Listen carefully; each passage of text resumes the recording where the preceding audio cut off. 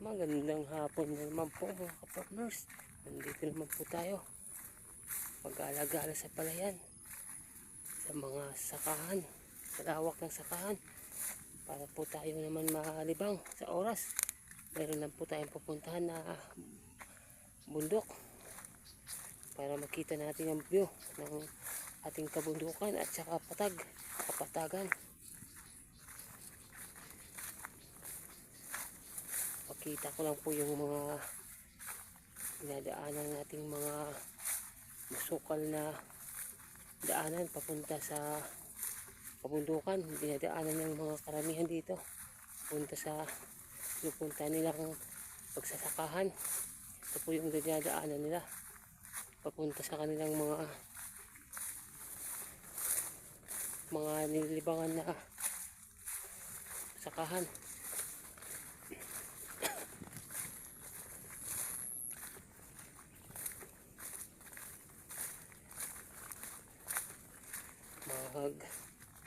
Gala-gala muna tayo dahil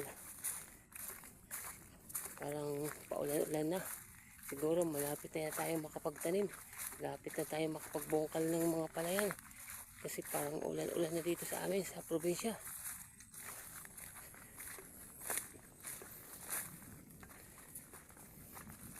Dito po tayo sa kabundukan para mayroon tayong makikitang mga magagandang view. Ma-share natin sa ating mga viewers at mga subscribers at sa ating dyan mga kasamahang mga farmers. Gala-gala muna tayo. Pasyal-pasyal sa mga kagubatan, kabundukan, mga palayan. Kasi dito sa amin, probinsya, masukal yung mga kagubatan, may mga kabundukan, may mga patag. Marami tayong mapasyalan, marami tayong makapuntahan para magkaroon tayo ng mga mountain, para pupunta tayo sa yung parang pinupuntahan ng mga mahilig maggala-gala sa kabundukan, yung mga mountaineering.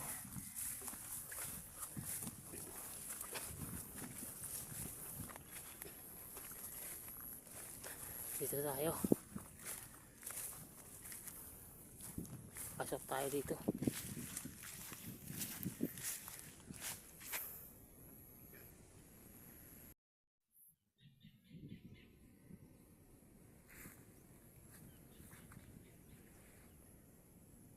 Ito yung itsura ng kabundukan, yung bundok. Diyan po yung diyan po yung dinaanan natin na parang kakuyan. Medyo may kasukal, sukal konti rin sa kakahuyan. Parang siya konti. Masukal na kakahuyan kasi mataas yung puno at saka may kalakihan din. Pero sa ilalim, malamig sa ilalim at saka malinis, hindi madamo. Pwede nga doon magbanding ng pamilya at saka barkada. Yung parang maglagay kayo doon ng mga mesa.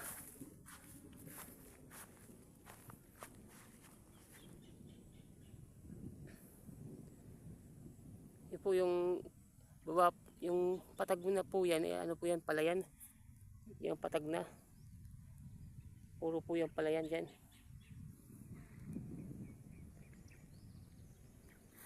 Yan po yung kabundukan. Kaya pa po tayo dito. Kasi medyo may mataas-taas pa ito konti. Tulad po yan. May kataasan pa po yan. Yung iba doon, kabundukan, may kataasan pa po yan. Pwede pa tayo umakyat. Parang tayo mahanap ng magandang sariwang hangin. O hangin na malamig. Baka langhap tayo ng magandang hangin.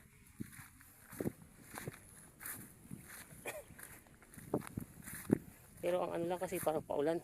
Baka mabasa yung cellphone natin. Baka maabutan kasi tayo ng ulan, mabasa yung cellphone.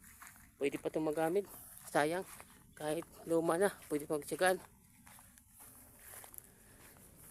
Magsilong muna tayo. May kubo dito sa baba. Balik po tayo sa baba. Kasi mababasa na po. Shout out sa mga mangingisda. Ito po yung ilog namin, no? Ito po yung ilog namin dito.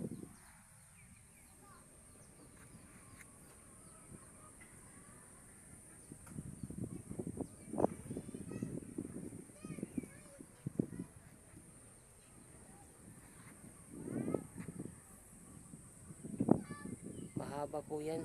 Siguro mga higit siguro mga 1,000 kilometro yan. Ang haba po niyan.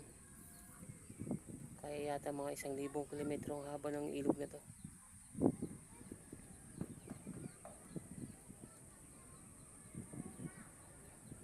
Ang sarap kasi ang simoy ng hangin dito magtambay. Malamig. Ang lamig sa katawan ng hangin. Ang ganda ng view. Ganda tingnan.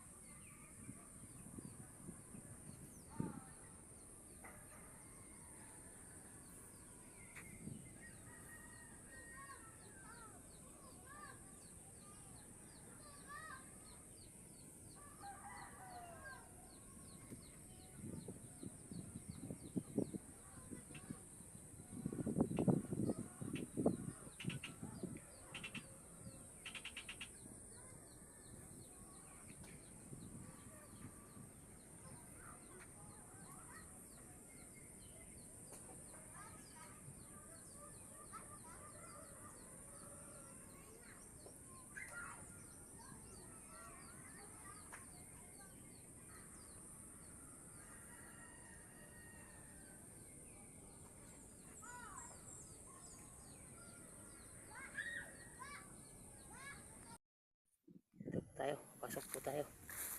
May ano po kasi dito. Gubat na malaking puno. Tsaka magagandang tingnan yung mga puno na to ay malalaki. At saka diretso. Tuwid na tuwid. May kagandahan konti.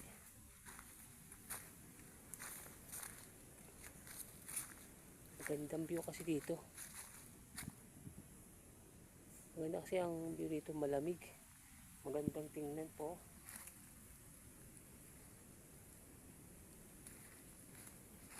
Ganda po dito tambayan.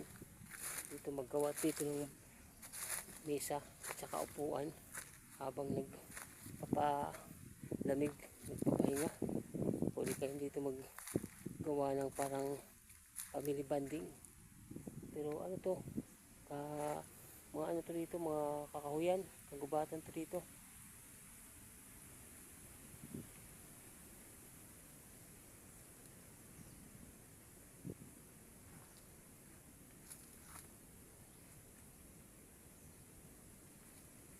May mga kahoy kasi dito na may kalakihan siya at saka maganda kasi tuwid na tuwid. Tuwid na tuwid na kahoy. Pwede parang mga talagang tinanim na kahoy tulad po nito, oh.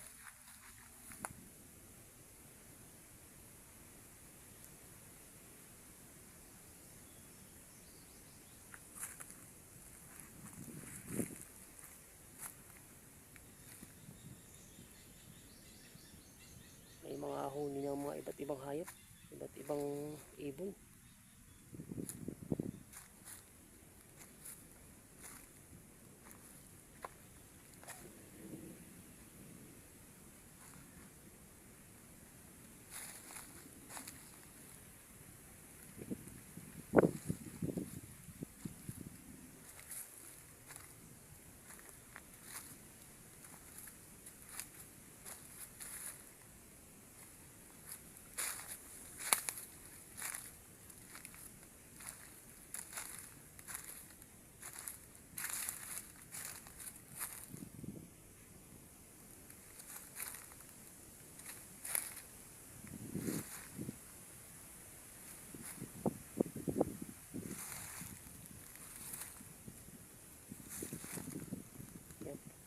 Yan po yung mga kahoy. Yung mga kahoy po niya ay talagang mataas at saka tuwid na tuwid. Magagandang puno. Tuwid na po tuwid na yung mga kahoy niyan. Presko na presko po dito sa ilalim ng mga puno, sa mga ilalim ng mga kakahuyan. May mga malaking kahoy. Oh.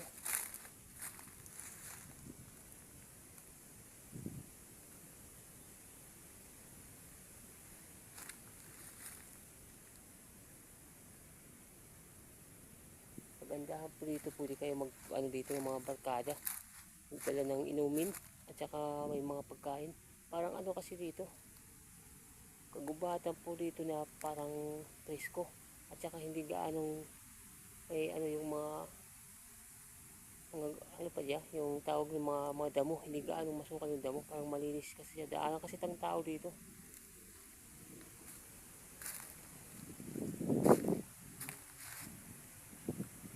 Yan po.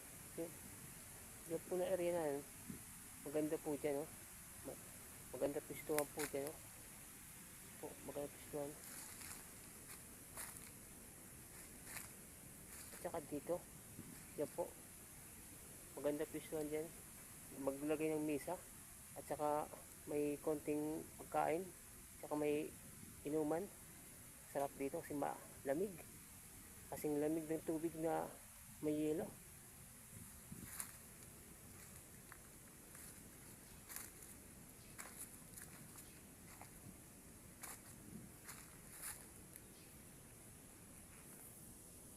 Papicture po tayo sa puno. Punong mataas at saka tuwid na puno.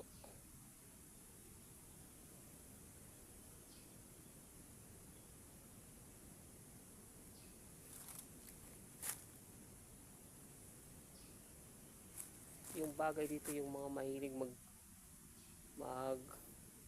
mamundok, tawag yun, yung mga laging naghahanap ng masukal na mga lugar, yung mga matarik na mga kabundukan, pinupunta nila sa mga kagubatan. Yung bagay sa kanila dito.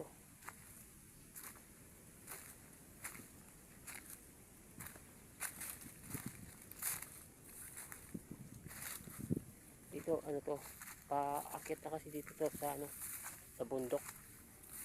Dito sa daanan to, paakyat sa bundok.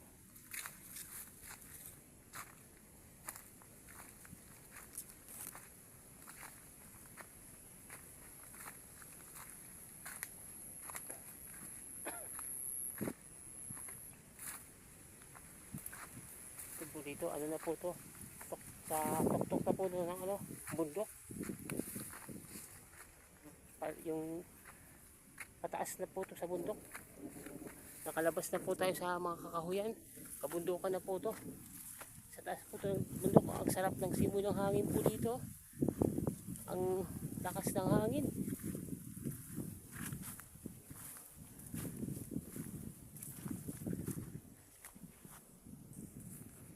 Malamig po ang hangin kasi po yung kalangitan, maulap.